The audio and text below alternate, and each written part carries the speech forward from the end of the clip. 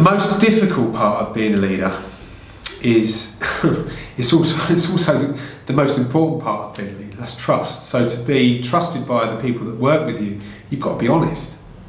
And more often than not, you're being honest with people who don't understand themselves. So that they may lack self-awareness. They may lack that perception that you and the people around them, the team, the clients, whatever it is you're delivering in terms of feedback, is something that they don't see for themselves. So holding that mirror up, being really honest, knowing that it's probably going to be slightly demotivating, or it's going to be destroying some elements of their confidence, which is not what you want to do as a leader, but how you build them up is obviously the crucial part. But for me, the first step to influencing and developing people in your team as a leader is about that where are we now scenario. You've got to start with the admission. This is where we are. Let's not pull any punches, let's not bullshit one another, right?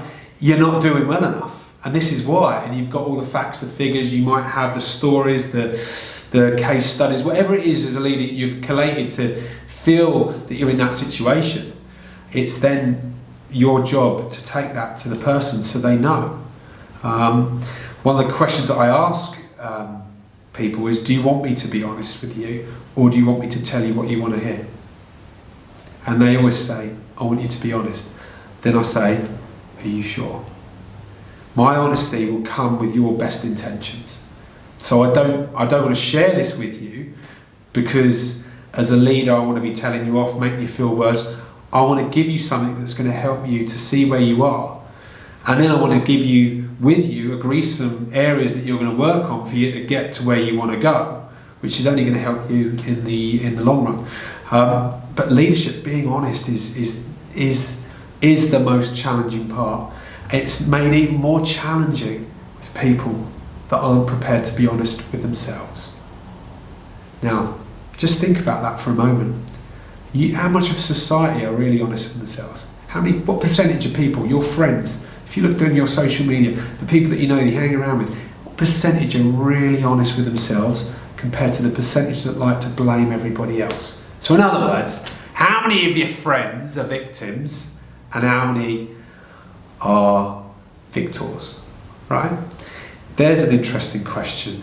Well, if you imagine that probably 80% of the people that you know, on average, because I ask this question quite a lot, like to blame everybody else, and a 10, 20% max, I'm being very generous today, would take responsibility for everything in their life.